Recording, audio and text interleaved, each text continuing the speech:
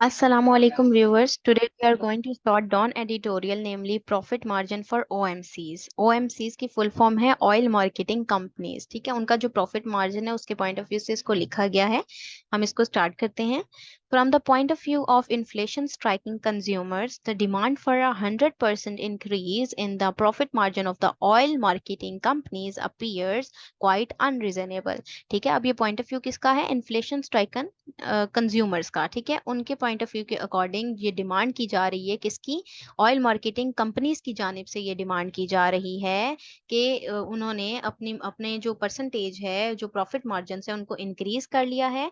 ठीक है, लेकिन इसका असर किन पर पड़ रहा है? कंज्यूमर्स पर। इन्फ्लेशन स्ट्राइकन कंज्यूमर्स पर। ठीक है, जो कि यानी इनकी डिमांड की वजह से असर किन पर पड़ रहा है? इन्फ्लेशन स्ट्राइकन कंज्यूमर्स पर, जो कि पहले से ही महंगाई का शिकार हैं। ठीक है, तो वो कहते हैं, यानी इन्फ्लेशन स्ट्राइकन कंज्यूमर्स कह रहे हैं कि इनकी ये डिमांड, यानी कि ऑयल मार्केटिंग कंपनीज की ये डिमांड जो है वो क्वाइट अनरीजनेबल है। This is especially true considering the pain that consumers feel at the pump every day thanks to record high petrol and diesel prices caused primarily by excessive currency depreciation in recent months। ठीक है, यहाँ पर आपको बता रहे हैं कि वो जो हैं कंज्यूमर्स जो हैं वो तो डेली बेसिस पर पेन बर्दाश्त कर रहे हैं, उसको फील कर रहे हैं, और थैंक्स तो उनका करना चाहिए जिन्होंने हाई पेट्रोल प्राइसेस बढ़ गई हैं, डीजल प्राइसेस बढ़ गई हैं, और वो पहले से ही इस चीज का शिकार हैं क्योंकि करेंसी की डेप्रिसिएशन हुई है, रुपए की कदर में कमी आई है रिसेंट मंथ। ठीक है, another argument against the increase of rupees 5 per liter on petrol and diesel to rupees 12 demanded by the OMCs। और उसके अलावा यानी इतनी महंगाई के बावजूद जो OMCs हैं वो 6 रुपए पर लीटर पेट्रोल और डीजल पर 12 रुपए जो है डिमांड कर रही है। Is that the government had raised their profit margin bye 25% just 6 months ago. अभी 6 मंथ पहले ही गवर्नमेंट ने सिर्फ 25% जो है वो प्रॉफिट मार्जिन रेस किया था।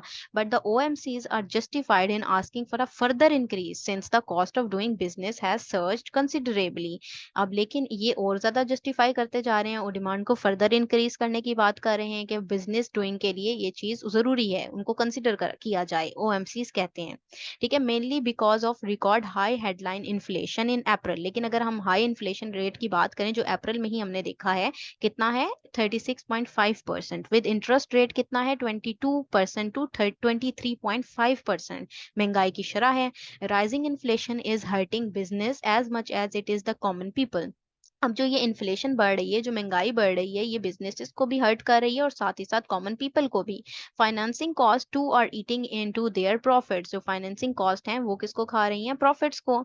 नेवरदीलेस, बहरहाल, the demand for such a huge spike in margins is unreasonable considering the recent financial results of OMCs showing solid balance sheets on the back of reasonable profits। बहरहाल जो ये margins देखने को मिल रहे हैं वो अनरीजनेबल हैं। ठीक है, अकॉर्डिंग टू कंज्यूमर्स। ठीक है, और इसके रिजल्ट में जो अब OMCs के अकॉर्डिंग जो है इनका फाइनेंशियल जो है वो बैलेंस बरकरार नहीं रह पा रहा है। ठीक है, even if they think they are not making sufficient profits at the moment, their survival is not at stake contrary to what they have claimed in their letter to the government. उन्होंने अपने letter में क्या कहते हैं वो, कि अगर उनको सफिशिएंट प्रॉफिट ना मिले तो उनका सर्वाइवल जो है वो मुश्किल हो जाएगा। Thus, the OMCs should reconsider their demand in the present difficult economic circumstances। तो कहने का मतलब ये कि OMCs को चाहिए कि वो रिकंसिडर करें अपनी डिमांड को इन डिफिकल्ट जो इकोनॉमिक सर्कमस्टेंसेस मुल्क के चल रहे हैं उसमें।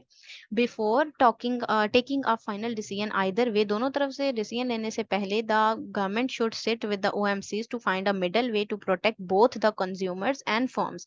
तो इससे पहले यानी कि फैसला लेने से पहले गवर्नमेंट को चाहिए कि वो OMCs के साथ बैठकर मिडल वे निकालें और प्रोटेक्ट करें दोनों को, किस किस को? कंज्यूमर्स को भी और फर्म्स को भी। One such way would be for both sides to agree to a mechanism that incorporates the impact of the price inflation on the company's margins annually। और इस तरीके से जो है उनके मार्जिन जो है वो एनुअली उनको दे दिया जाए। प्राइस इन्फ्लेशन की वजह से जो उन पर इम्पैक्ट पड़ रहा है उसका कोई ना कोई मैकेनिज्म जो है वो जरूर निकलेगा। The companies should also agree on the time frame to improve their product quality। ठीक है, कंपनीज को भी चाहिए कि वो एग्री हों कि अपनी प्रोडक्ट क्वालिटी को भी इम्प्रूव करें। One of the reasons the last increase was allowed. ठीक है, जो लास्ट इंक्रीज है वो अलाउ किया जाना चाहिए। Asking consumers to pay a higher price for a low quality product to improve the balance sheets of oil. ठीक है, अब ये company is not justified at all. यहाँ पे कह रहे हैं कि कंज्यूमर्स को भी चाहिए कि वो जो है वो हायर प्राइस पर जो है वो लो क्वालिटी प्रोडक्ट उस तरीके से जो है वो कंज्यूम ना करें। ठीक है, यानी कि इम्प्रूव की जानी चाहिए balance sheet of oil companies. ठीक है, नहीं जो इनकी जो बैलेंस शीट है ना उसको बैलेंस किया जाना चाहिए। ठीक है, दोनों तरफ से, कंज्यूमर्स के लिए भी और फर्म के लिए भी। ठीक है जी, ये था इसका एनालिसिस। अगर ये आपको पसंद आया है तो काइंडली इसको लाइक कीजिएगा, शेयर कीजिएगा। Thank you very much. Allah Hafiz.